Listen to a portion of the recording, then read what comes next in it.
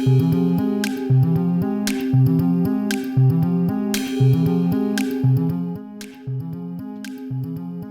everyone, Adrian Groenewald of Global Leadership Platform. It's wonderful to be with you all the way here from Kruger National Park in South Africa, doing these magnificent interviews and conversations all over the world, on every continent. It's about our global leadership crisis, and we're doing it under # Global Leadership Conversation 1.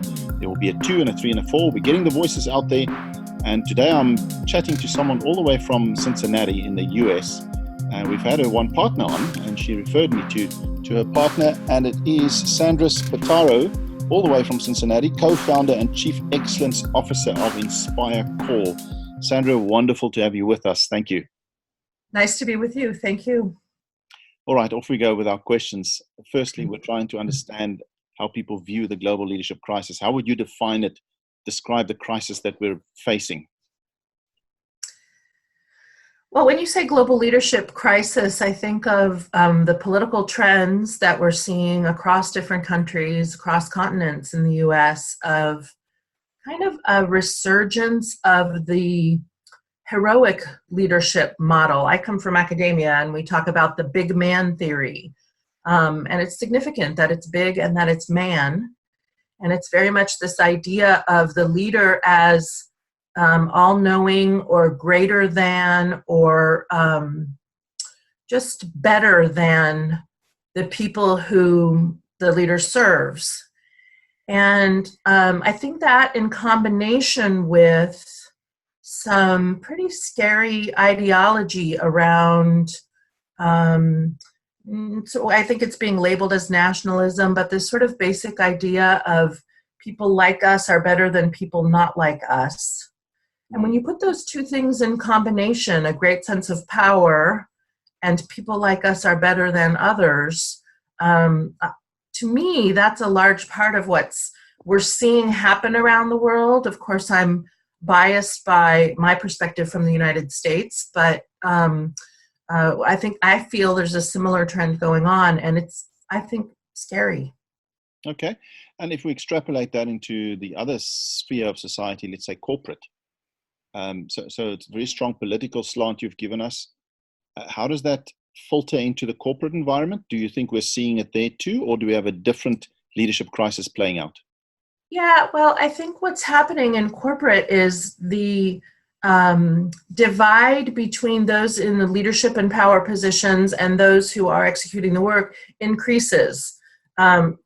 increasing. And it's this similar to what I've described politically in terms of leaders being bigger and greater and more powerful and less connected to all those that they should be leading.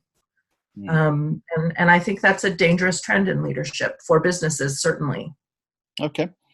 Sandra, so our first question, the understanding a bit of the context, is what is the most important quality or attribute we need to develop or awaken or improve in leaders if we are going to turn around this global leadership crisis, be it politically, socially, corporate?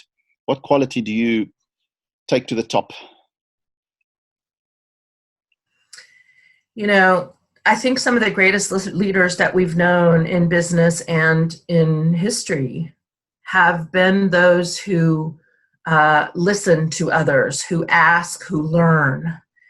And I think that comes down to humility. As sort of counterintuitive as that may sound, I think those who are willing to surround themselves with people who will challenge them, leaders who can say, I want to hear opinions different from mine. I want to learn about this. I want to advance my own thinking in a critical sense, are going to be the most effective. And I think that's the best countervalence to what I've described before. So I'll say humility. Okay. That's a powerful one. And I know we keep these conversations short. And my next question is, how do we develop that in people? But before I go there, I've got this nagging question that says, usually you see the surgence of, or the emergence of this crisis type leader, or the I know better than you, or everything you mentioned earlier, because of a lack.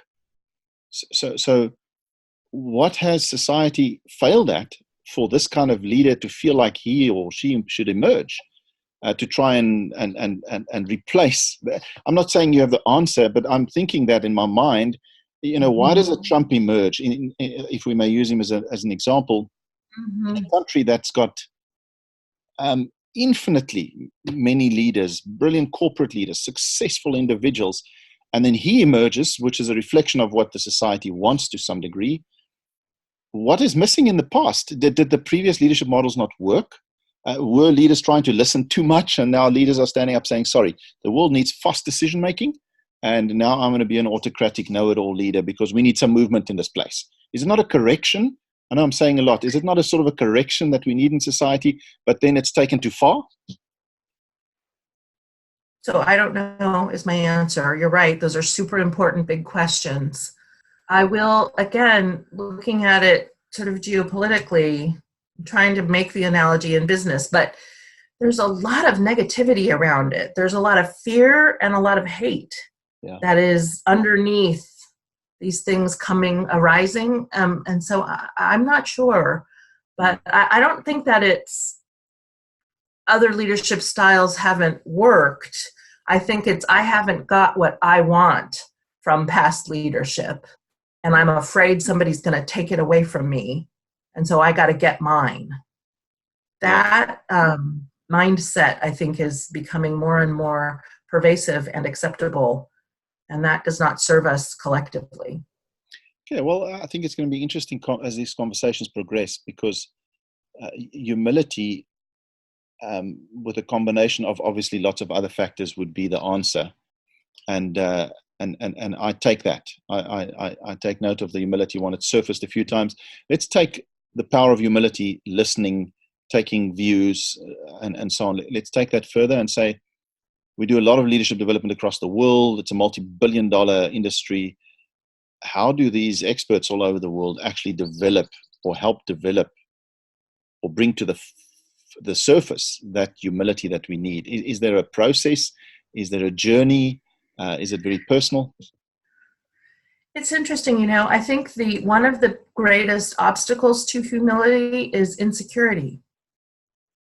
I think it's very difficult to be humble when you feel insecure. And so building confidence, building strength, building courage has to be on our path to making people humble, which I understand, again, feels counterintuitive. But I'm not sure what the training session looks like, but I think we need to have people feeling good about themselves enough that they're willing to be a little bit vulnerable, or at least humble. Okay, so you just cut out for a moment, and we're used to that. You said so that people can be a little bit vulnerable and humble by getting to know themselves. And that's teachable in a way, isn't it? You can take someone on a journey to get to know myself and to become comfortable with myself. It's a self journey. Yes, and confident in your strengths, confident in what you do have to offer, so that there's no fear of saying, I want to listen to somebody else, or I want to ask for help. So giving people a strong platform to stand on in terms of who they are, I think, is a necessary step toward humility. They just can't stop at, I'm great. It has to be, I'm great, and so I can learn. Okay, yeah, that's very powerful. I'm thinking of the two things that link together, confidence and humility. So someone who's not humble is probably not confident, although they think they're looking confident, or they think they're coming across as confident, but it's not real confidence. It's a big act. Yeah. Humility requires strength. Yeah. Sandra, thank you so much. Humility requires strength, and you've given us some food for thought. We'll put your voice out there as part of Global Leadership Conversation 1. Sandra Spataro, co-founder and Chief Excellence Officer of InspireCorps. You guys launched a book that your colleague Alison told us about. Good luck with that. Before you go, though, tell us something interesting about where you live geographically. It sounds interesting. I'm new to the Cincinnati area within the last decade. And what I learned when I came here that I didn't know is that Cincinnati is the pig city. It goes back to the days of butcher shops that sort of were the local trade here and ran much of the downtown. But we're pretty proud of being the pig city, and our city marathon is called the Flying Pig, and you'll find the theme of pig running through a lot of what Cincinnati does. It's quite fun, and it's great. It's nicely playful for a old city and a lovely city. Thank you so much. Sandra, we appreciate your time and look forward to engaging you more in the future. We appreciate it. Thank you.